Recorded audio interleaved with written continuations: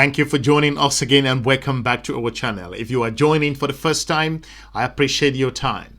It is important to note that geopolitics is a brutal game and Africa must wake up at this time. If you learn nothing from the pandemic, or if you've learned nothing from Russian-Ukrainian war, then the current geopolitical shift in the United States of America and the numerous executive decisions should wake you up. It is interesting to know that the country of Egypt, of all, has come out clear and basically pushing back the United States that you're not going to bring that euro back and forth here in our country. Concerning the issue of displacing the Palestinians, I want to stress to the Egyptian people that we will never accept or allow any infringement on our national security. This was the Egyptian president turning down his U.S. counterpart's request for Cairo to displace millions of Palestinians from Gaza into Egypt's northern Sinai. If the standoff escalates, some fear Trump might turn the screw on Egypt's already vulnerable economy. Measures could include blocking U.S. aid to Egypt as well as imposing tariffs on Egyptian products to reduce our export revenue and encourage the exit of billions of dollars of hot money to damage the economy. It is interesting to know that when Donald Trump came to office, a number of African nations were saying that, oh, Trump is in, we're going to work in tariffs, regard to trade and businesses together. I said, don't overjubilate, because the United States, like the current Secretary of State, Marco Rubio, has said, is working for its own interest. And Africa should step up to the plate and make strategic choices and tell its geopolitical partners where it stands. First, Donald Trump said he wants Panama. Later on, he moved ahead and asked Greenland. He talked about the Panama Canal as if it's owned by the United States. Now he's talking about Gaza. I wonder where he's going to ask that he needs his net. He's pushing the continent of Africa, especially South Africa, trying to silence them to an extent, bringing internal issues to the international scene. I wonder what's happening if the continent of African leaders and the geopolitical experts and advisors haven't realized that the world is not waiting for the continent, but now is the moment. It is important that we will be diving into some specifics regards this video on why the president of Egypt has said to the United States, I'm not going to tolerate that your Gaza issue here, and because we won't go through looking at our sovereignty, because it's just too much issues to discuss nowadays. The Middle East is in shambles. China and Taiwan are in battling their own issue. The Democratic Republic of the Congo is having issues. There is problems in Sudan. Marco Rubio wants to put back Cuba into the terrorist list. It is interesting. And we have the Russian-Ukrainian war going on at the moment. It is interesting, like I said, geopolitics is a brutal game and election has consequences. So where do we start? Let's roll the clip on how the BBC looked at the current Trump doubling down regards to his Gaza comment. Trump has doubled down on his plan to take control of Gaza and move Palestinians out of the territory, saying he's committed to buying and owning Gaza. The comments have already provoked reaction from Hamas, which governs Gaza. The group says Palestinians will foil any attempt to displace them. Let's listen to those comments by the president aboard Air Force One.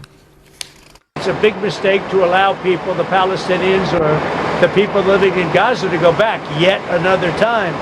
And we don't want Hamas going back. And think of it as a big real estate site. And the United States is going to own it and will slowly, very slowly, we're in no rush, develop it. We're going to bring stability to the Middle East, to a totally war-torn part of the Middle East. A part of the Middle East that has caused tremendous problem, the Gaza Strip. And we'll own it. It's totally demolished right now. It's a demolition site. It'll be reclaimed. It'll be leveled out, fixed up. There won't be anybody there. Hamas won't be there. We'll be building through other of the very rich countries in the Middle East. They'll be building some beautiful sites for the people, for the Palestinians to live in. They'll be living in harmony and peace, probably for the first time in hundreds of years. Egypt, a very important ally for the United States of America, has come under pressure based on the current comment by the United States of America's President Donald Trump. Egypt is a very important geopolitical partner for the United States, but it gets to an extent where the country said, I don't really want to deal with the United States. We're not going to take these executive decisions to follow, and that the U.S. wants to get the Palestinians out from Gaza and then relocate them to where? And Egypt said, this is ridiculous. We're not going to allow this, despite you are a geopolitical very important partner.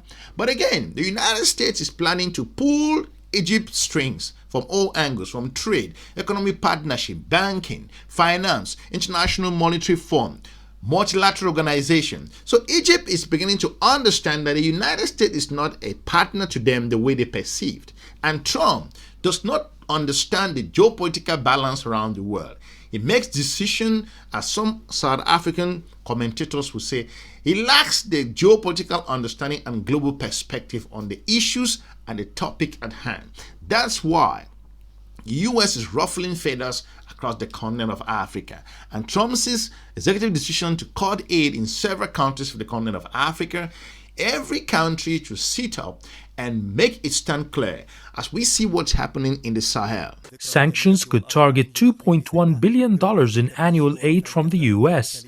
Tariffs would affect $2 billion in Egyptian exports to the United States out of a total of $40 billion in Egyptian exports worldwide.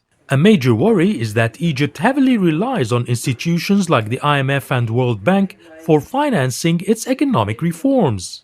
The U.S. is the largest shareholder in the IMF and can influence the IMF to reduce assistance. They also can influence the credit rating agencies to lower Egypt's rating, which will push foreign investors away and inflate interest rates on our loans, making it difficult to raise revenue. I wonder how Trump is going to deal with Europe, because Africa is already feeling the heat.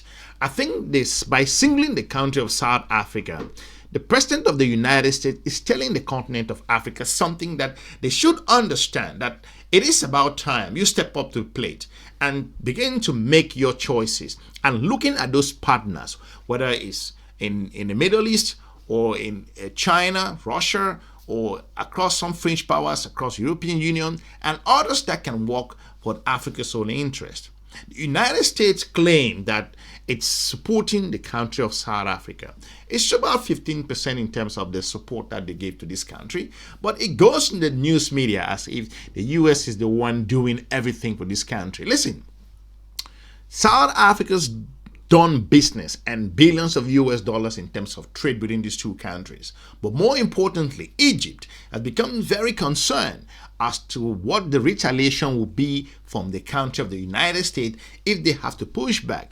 Other countries across the Gulf regions and also in the Middle East are very concerned in regard to some of these policies and executive orders that is causing commotions across the regions. So that's the reason why Egyptian experts are saying that despite the United States having leverage in several areas, they too can actually push back in several ways. The U.S. administration had earlier offered a carrot rather than the stick by pledging to erase all of Egypt's foreign debts and pump billions of dollars in grants and investments into its economy in return for receiving all the Palestinians from Gaza, an offer Cairo has also turned down during the Biden administration. But it's not only one-sided. Experts say Egypt also has some cards to counter the U.S. if it tries to pressure the North African country. Cairo can further strengthen its ties with other parts of the world to reduce dependence on the U.S. Arab countries have great faith in Egypt's economy, and the vast majority of investments in Egypt are from Arab countries. The strong BRICS economies are also good partners that we are increasing trade with them, as well as partnering with China, the second largest economy in the world, who is becoming more influential than the US. I think election has consequences and the world is seeing it. The European Union are re-strategizing to figure out how to engage the Trump presidency, And I think that Africa should go back to the drawing board, sit at the African Union, come out with an engagement plan to see how to be able to push back as one voice. A lot of countries, a lot of challenges in the continent of Africa at the moment. I think that the continent of Africa should not lose sight of the ball. What's going on now is the moment that the continent should have been waiting for. Right now, what we are seeing in the US is not a business as usual. Africa, you need to wake up and sit up and make these choices. They're going to be unpopular choices, no doubt. It will ruffle your geopolitical partners' feathers. But more importantly, you should be looking at partners that provide you the win-win support, engagement, collaboration, economic partnerships that will not be withdrawn or cancelled at any time.